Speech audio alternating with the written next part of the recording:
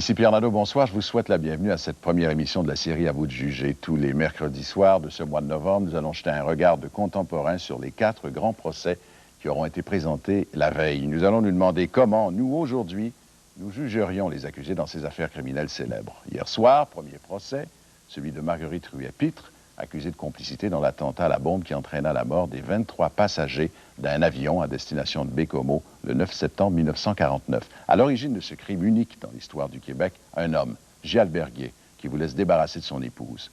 Condamné à mort, il dénonce 2 complices avant de monter sur l'échafaud. De Marguerite Pitre, il dit qu'elle a acheté la dynamite qui a servi à confectionner la bombe, qu'elle a ensuite elle-même fait mettre dans l'avion. Marguerite Pitre ne nie rien de cela. Oui, elle a acheté la dynamite, mais c'était pour dessoucher un terrain. Et puis oui, elle a mis un paquet dans l'avion, mais elle croyait qu'il contenait une statue.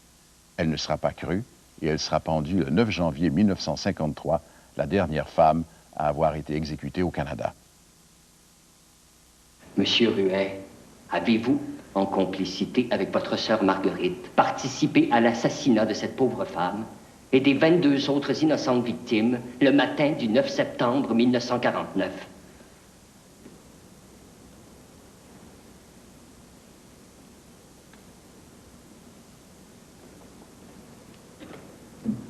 Oui.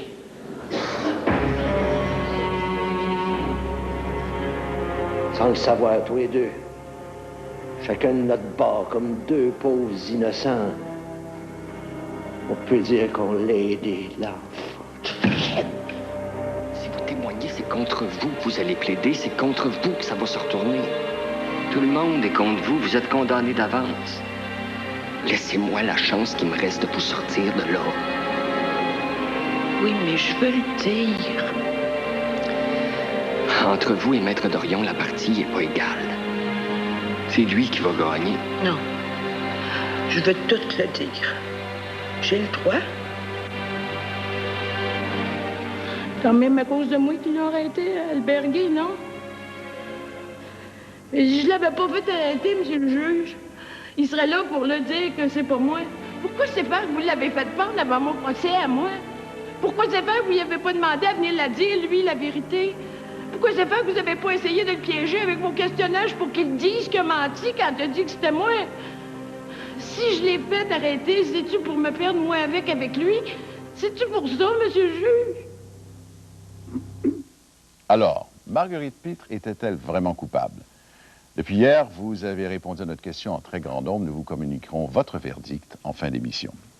Alors, avec moi en studio maintenant, 4 personnes qui vont débattre du verdict de culpabilité qui fut rendu dans le procès de Marguerite Pitre en 1951. Je vous les présente. Tout d'abord, Yves Boisvert, qui est chroniqueur judiciaire à la presse, journaliste. Jean-Claude Hébert, qui est, lui, criminaliste. Daniel Côté, qui est procureur de la Couronne au fédéral. Et Jean Cournoyer, qui est avocat et qui est animateur d'une émission de radio à CKC. Nous retrouverons nos invités tout de suite après cette pause. Je pense que non, mais parce que j'étais très sensible, elle m'a fait pleurer. Je veux dire, c'était une femme qui a été dupée, simplement par un peu sa naïveté.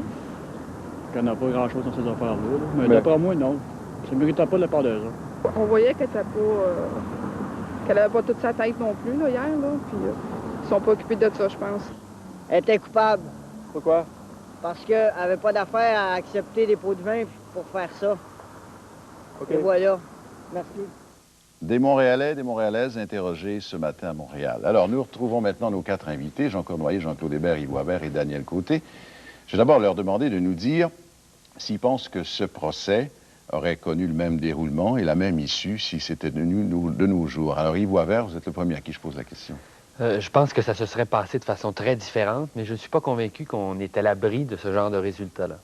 Jean-Claude Hébert. Manifestement, il y a eu un abus de procédure de la part de la Couronne, mais mettons ça de côté. Il y a des faits troublants, mais dans l'ensemble de la preuve, je pense qu'il y avait place pour un doute raisonnable. Madame Côté. Moi, je pense qu'il n'y aurait tout simplement pas eu de procès parce que le témoin principal, J. Alberguet, n'était pas là. Et Jean? Je suis d'accord avec elle, mais d'un autre côté, j'ai l'impression qu'elle aurait été quand même trouvée coupable. Alors, il y a beaucoup de choses que vous venez de dire. On va revenir un peu sur chacun de ces points-là, si vous le voulez bien. Il y en a un, par exemple, qui a frappé pas mal de monde, c'est qu'il y a eu 3 procès à Québec qui se sont tenus successivement. Le procès Pitre, c'était le 3e. Qu'est-ce que vous pensez du fait, justement, que ces 3 procès soient tenus dans la même ville? Est-ce qu'il était possible de trouver au procès Pitt un jury, qui était un jury vraiment un peu objectif? Mais c'est là qu'on va se poser la question, pourquoi l'avocat de la défense n'a-t-il pas demandé une sorte de changement de venue? Puis c'était la responsabilité de l'avocat de la défense de le faire. Quand il a jugé qu'elle ne devait pas comparaître, elle a comparu quand même. Et quand il aurait jugé que l'endroit, l'atmosphère n'était pas propice à une défense pleine et entière pour sa cliente, il aurait pu dire « je demande un transfert dans un autre district ». Ah, ça, c'est la responsabilité, donc, de l'avocat de la défense que de demander et d'obtenir éventuellement que ça se passe ailleurs. Bien, il a cette responsabilité, mais le ministère public l'a également. Et le juge, qui est gardien de la légalité du procès, aurait dû, lui, se rendre compte qu'il n'était quand même pas en vase clos et rendre les ordonnances nécessaires pour assurer à madame un procès juste et équitable et ordonner un changement de venue. Oui, mais c'est ce que je pense qui est important de voir, c'est que on n'est pas à l'abri de ça, parce qu'il n'y a pas si longtemps, il y a 2 ans, en fait, presque jour pour jour ces temps-ci, Benoît Proulx, à Québec, était condamné dans une affaire qui avait eu un énorme retentissement à Québec, et le juge, là, malgré une preuve évidente qu'il y avait eu un battage médiatique énorme, avait refusé le changement de venue. Et la Cour d'appel lui a tapé sur les doigts par la suite, mais le juge avait refusé ça. Donc on n'est pas tout à fait à l'abri de ça encore maintenant. C'est de fait le premier réflexe qu'on a, mais je me demande si en 1949, avec la couverture qu'il y a eu de ces procès-là, quelque part au Québec, on aurait pu trouver des jurés impartiaux. Vous pensez que ça n'aurait pas été possible du tout? Je me pose sérieusement la question. Je veux juste citer un exemple, qui est le procès de Carla Teal, par exemple, qui est la femme de Paul Bernardo. Ça s'est passé tout récemment en Ontario. Son procès à elle, pour meurtre, s'est tenu avec une interdiction de publication. Ce qui fait que quand Paul Bernardo aura son procès, on pourra probablement trouver un jury qui soit moins prévenu, j'imagine. Oui, mais ça n'existait pas à l'époque, ça. Sauf qu'aujourd'hui, on est extrêmement sensible à la liberté de presse, à la publicité des débats, et j'ai l'impression que quelqu'un voudrait revendiquer une ordonnance de non-publication et un huis clos dans un procès de cette nature-là aujourd'hui, le juge refuserait. Bon, ça, c'est un point. Un autre point aussi, c'est le climat qui régnait à l'époque. Quand on se demande si ce procès-là se tenait maintenant, si ça serait la même issue, le même déroulement. Bon, il y avait un climat particulier à l'époque. On est en 1951, climat politique un peu particulier aussi. Qu'est-ce que ça vous inspire comme réflexion, tout ça, Jean? Moi, cette valeur, mais j'ai de la misère à me mettre dans la tête que le système judiciaire a évolué tellement que le climat politique de l'époque pouvait l'influencer dans le temps, puis il ne l'influencerait pas aujourd'hui. Le climat politique, c'est une chose qui est à l'extérieur de ce que moi j'ai appris quand j'étais à l'université puis j'étudiais le droit. C'est vrai qu'il y a de l'homme, il y a de l'hommerie, c'est clair, mais que tout ce système-là, les jurys, d'une part, trouvent Mme Pitt coupable, peut-être à cause du fait que M. Dorion était meilleur que l'avocat de la défense, mais il n'en reste pas moins que n'importe quel accusé aujourd'hui est soumis aux mêmes sortes de traitements. Je ne vois pas du tout la différence. Vous n'avez pas l'air d'être tout à fait d'accord. Non, je pense qu'il faut vraiment tempérer ce genre de commentaires. Aujourd'hui, je pense, il suffit de voir les procès à grand renfort de publicité qui ont lieu et les verdicts qui sont rendus. Les jurés sont à l'abri de ce genre d'influence-là. En 1949, c'était beaucoup plus petit. Tout le monde connaissait son voisin, tout le monde il vient de se produire un procès dans un sens absolument social en Californie. On vient d'acquitter je ne sais pas combien de Noirs qui, effectivement, ces gens-là, on les a vus. On n'a pas de témoignages, on les a vus. Sauf que ce qui est arrivé, c'est que la pression sociale a très certainement eu une très grande influence sur le jury de l'époque. Je vous répondrai qu'au niveau fédéral, pour les policiers, ils ont été acquittés au niveau de l'État, mais le procès fédéral a trouvé les policiers qui avaient tué le Noir. Ils les ont trouvés coupables. Je vais entendre nos 2 autres invités là-dessus. Il y a un fait particulier, là. À l'époque, rappelons-nous que le premier ministre du temps était aussi procureur général. Donc, il était le patron immédiat de la poursuite. Je n'ai pas de preuves et on n'a pas de preuves qu'il est intervenu, mais dans la mesure où le procès, à l'époque, a créé un remous et certaines interventions. Il y a des gens qui peuvent penser qu'il y a eu des interventions en haut lieu au niveau politique. Et ça, c'est malsain, ne serait-ce que pour l'apparence de justice. Est-ce qu'on peut considérer, je vais poser cette question-là à Yves Boisvert, est-ce qu'on peut considérer que le fait, par exemple, que les procureurs de la Couronne étaient Noël Dorion et également Paul Miquelon, qui étaient vraiment 2 poids lourds du tribunal à Québec, est-ce que tout ça, c'était pas une volonté de Maurice Duplessis de s'arranger pour qu'on trouve des coupables et rapidement. Oui, c'est évident, quand on connaît un peu la personnalité de Maurice Duplessis, on serait très étonné d'apprendre à la suite d'une explosion qui a entraîné la mort de 23 personnes, il ne s'en soit pas mêlé du tout, surtout s'il était procureur général. Et surtout qu'il y avait, paraît-il, parmi les victimes, des Américains que Duplessis souhaitait voir éventuellement, ou qu'il invitait à développer le Grand Nord du Québec. Oui, mais je veux quand même revenir là-dessus parce que on a tendance, en regardant dans le passé, à se dire, mais mon Dieu, maintenant, nous, on verrait beaucoup plus clair là-dedans. Les gens, à l'époque, étaient dans une espèce de noirceur et n'ont pas pu faire la part des choses. Mais il y a beaucoup de procès qui se passent au Québec, et en particulier dans les centres plus petits, où il y a un climat qui entoure le procès et les personnes peuvent être jugées à l'avance. Et ça peut être inconscient, ça peut être même dans tout l'appareil judiciaire que ça se manifeste. Nous allons nous arrêter pour le moment et tout de suite après la pause commerciale, nous reprendrons la discussion avec nos invités. Mon cœur me dirait qu'elle était innocente. Peut-être que la justice a fait son œuvre. Aujourd'hui, si tu regardes la manière qu'on fait les procès, là, il me semble la preuve n'était pas assez pesante, n'était pas assez lourde. J'ai l'impression que c'est une personne qui s'est fait avoir. D'après moi, elle l'était pas, là. Il n'y avait pas de ce qu'on appelle l'intention coupable. OK? Oui. C'est une opinion d'avocat, hein? Oui, oui.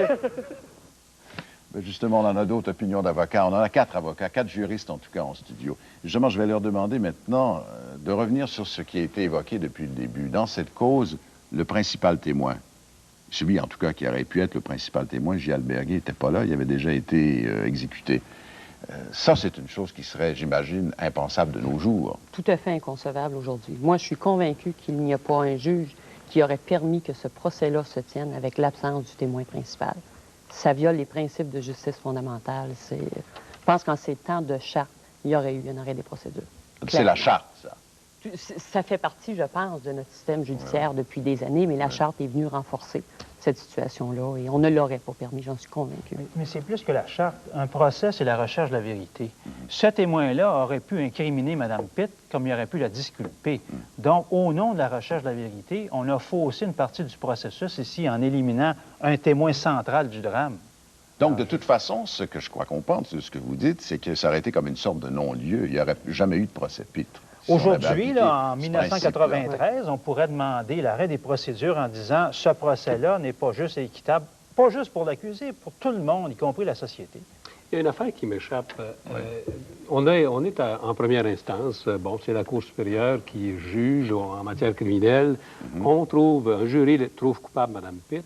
Il y a des irrégularités où il n'y en a pas eu. Il y a très certainement, dans ce temps-là, comme aujourd'hui, les procédures d'appel qui sont là. On a dû aller, avant de passer à la pendaison, à la Cour d'appel ou à la Cour du banc d'arène à l'époque, puis monter jusqu'à la Cour suprême. Est-ce que le système a tellement évolué qu'aujourd'hui, ce processus judiciaire est plus susceptible de casser des choses qui ne sont pas en faveur de l'accusé qu'il l'était à l'époque? Il me semble que la Cour suprême, c'est au-dessus de tout ça, puis c'est l'était dans ce temps-là comme aujourd'hui. Oui, sauf que la justice est humaine, et moi, je pense que ce qui se passe, c'est que de plus en plus, on est sensible aux iniquités procédurales. On l'a toujours été. Est-ce que ça veut dire que dans ce temps-là, il ne l'était pas? Non, on était sensible à ça. On n'avait peut-être pas la même approche. Et c'est ce qui, je pense, amène la différence. Bien, ça veut dire aussi que l'erreur judiciaire est toujours possible. Et c'est pas seulement à cette époque-là qu'elle l'était, elle l'est encore aujourd'hui, même si, comme vous le dites, on est beaucoup plus sensible de protéger les non-coupables contre les iniquités et les erreurs judiciaires, mais ça reste une possibilité. Ouais. Il y a une chose qui est vraie aussi, c'est que souvent la Cour d'appel va casser un verdict de culpabilité d'un jury à cause de la façon dont l'avocat de la Couronne a fait sa preuve, à cause de la façon dont il a plaidé, à cause de sa façon un peu, des fois, sensationnaliste de présenter les événements, la preuve et de jouer sur les émotions énormément. Bien, justement, j'allais vous demander de nous dire ce que vous avez pensé de l'attitude, du comportement en cours de la Couronne dans ce procès-là. Il y a des choses inadmissibles à première vue. Inadmissibles, vous dites? Ben oui, ah oui? Quand on présente des photographies... vous avez l'habitude, vous, de contester ce que disent les procureurs de la Couronne. Ben oui, tout à fait. Et vous voyez un petit peu la scène ici. On a 23 cadavres qui sont pas très jolis à voir. On présente au jury des photos probablement en couleur de ça. Mais qu'est-ce que ça vient foutre dans le procès? Il est admis qu'il y a 23 victimes qui sont là. On n'a pas besoin de prouver comment elles sont mortes. Elles sont déjà mortes. Donc, l'utilité de ça ou le but de ça, c'était de soulever la passion. Ça, c'est illégal. Aujourd'hui, en tout cas. Et de plus en plus aujourd'hui, Mais souvent... là, ça me frappe beaucoup ce que vous dites. Vous dites qu'il est interdit de soulever des passions quand on est au tribunal. Il me semble que, finalement, dans les affaires criminelles, les émotions, ça doit être souvent très perceptible. Et je suppose qu'un avocat doit pouvoir tabler là-dessus, non? Pas le procureur de la Couronne. Ce n'est pas le rôle du procureur de la Couronne. Nous ne sommes pas là pour gagner des procès. Nous sommes là pour rechercher la vérité. Mais si vous en perdez trop souvent, on va vous le reprocher, j'imagine. Fort possiblement, et on ne veut pas les perdre parce que lorsqu'on les fait, évidemment, on est convaincu de la culpabilité. Mais je pense que c'est un fait, ce que Maître Hébert soulignait de plus en plus. Aujourd'hui, les cours d'appel rabrouent les procureurs de la Couronne qui font trop appel aux émotions. On n'a pas le droit de le faire. Ce qui fait qu'il n'y a plus d'abus, ça serait inconcevable de nos jours, en fait, qu'il se passe ce que vous venez de décrire, Maître Hébert. Je pense que oui. Je pense à l'affaire Mandeville, l'agression sexuelle qui avait eu lieu là, dans le coin de Sorel. Je pense que la Cour d'appel a rabroué le procureur de la Couronne qui avait fait allusion à Hitler dans ses plaidoiries. Alors, je pense qu'actuellement, on est rendu à ce niveau-là de l'évolution. Ce matin, dans une émission de radio à Québec, dans l'émission d'André Arthur, l'ex-juge et ex-avocat de la Couronne, Paul Miquelon, disait que, d'après lui, le cerveau de toute cette affaire, c'était pas Gué, c'était pas Généreux Ruet, c'était Marguerite Pitre. De par la connaissance que vous avez, est-ce que vous croyez que c'est possible, vous? Ben, avec ce qu'on nous a présenté hier, en tout cas, ce n'est pas le portrait là, qui en ressort. C'est évident qu'on a plutôt l'image d'une femme qui se trouve manipulée, là, qui se trouve peut-être à connaître les tenants et aboutissants. Là, on n'est pas tout à fait certain. En tout cas, il y a un doute là-dessus. Mais la façon dont elle est présentée, c'est pas du tout comme quelqu'un qui fait une machination. Là. Si oui, elle est machiavélique. Parce qu'elle va même acheter la dynamite avec un témoin. C'est ça. Alors, si oui, elle est vraiment d'une intelligence supérieure. Et c'est ça, pour ceux qui pensent qu'elle n'était pas coupable, ce que vous venez de dire là, justement, c'est la grande source d'interrogation. La conviction, c'est, j'imagine, quand on a un mauvais coup à faire, on va le faire tout seul. C'est ça. Oui. Rappelez-vous le témoignage de Généreux Ruet. Il a dit, sans le savoir, tous les deux, chacun de notre bord, on peut dire qu'on l'a aidé, l'enfant de chienne. Oui. Je pense que ça décrit bien la preuve qu'on nous a présentée dans cette émission-là. Ils ont contribué à quelque chose d'illégal, mais en étant entraînés, manipulés par quelqu'un qui avait la capacité de le faire. Il reste que quelques secondes avant qu'on aille à la pause, Jean. Est-ce que vous avez envie de conclure là-dessus? Non, pas. Mais il y a une chose qui m'étonne, c'est que d'abord, vous avez fait un excellent procès. J'aimerais savoir si la dame qui était à la télévision hier soir aurait acté de la même manière quand elle était à son propre procès. Oui. Parce que ça m'intrigue, ça, parce que tout le monde là, qui a décidé ce matin qu'elle n'était pas coupable ont vu une reproduction d'une femme extraordinaire qui jouait le rôle de Mme Pitt. On va voir quelle influence ça a eu, d'ailleurs, auprès du grand public, puisque tout de suite après la pause, je vais vous donner le résultat de ce questionnaire que nous vous avons proposé depuis hier.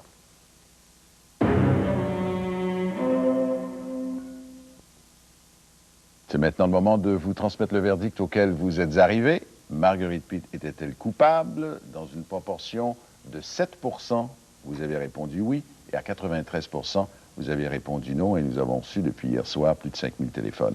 Je demandais à mes invités ce qu'ils pensent de ça, eux. Yves Boisvert. Ouais, je ne suis pas vraiment surpris. Là. Je pense que tout dans la construction dramatique allait dans ce sens-là. Là. L'inégalité entre les procureurs, l'émotion qu'il y avait chez l'accusé, et ainsi de suite. Donc, ça me semble conforme. C'est mon opinion aussi, d'ailleurs. Je trouve ça rassurant pour les prochains procès que nous aurons à faire. Si effectivement les futurs jurys réagissent de cette façon-là devant une preuve similaire, ça veut dire que le risque d'erreur judiciaire est amenuisé. Ma première réaction, c'est de penser que c'est pas vraiment la preuve qui a influencé le verdict des gens aujourd'hui, mais la comédienne qui jouait le rôle de l'accusé, qui était magnifique. Sargon, vous rejoignez un peu la thèse de mon ami Jean, alors. C'est pour ça que moi, je souhaite tout simplement à Maître Hébert que son prochain client soit aussi bon acteur que ce qu'on avait hier. En tout cas, je vous remercie tous les quatre d'avoir participé à cette émission, puis je peux déjà vous dire aux téléspectateurs, aux téléspectatrices, qu'on aura le plaisir de vous revoir au cours des prochaines semaines aussi pour commenter le procès qui aura été diffusé la veille.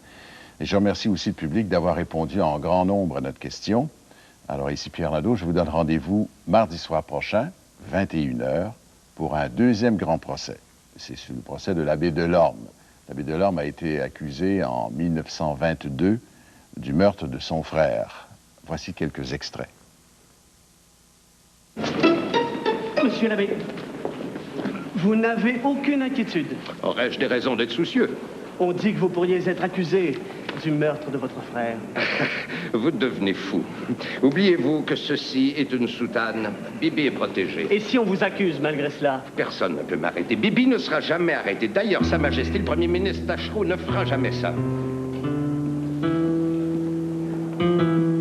Clic, clic, clic, clic, clic. Qui vienne donc m'arrêter, lui.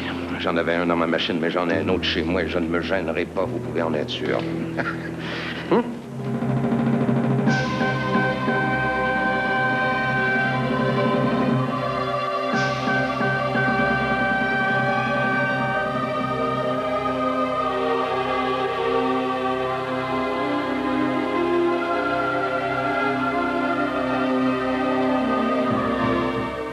Femme seule cherche homme libre.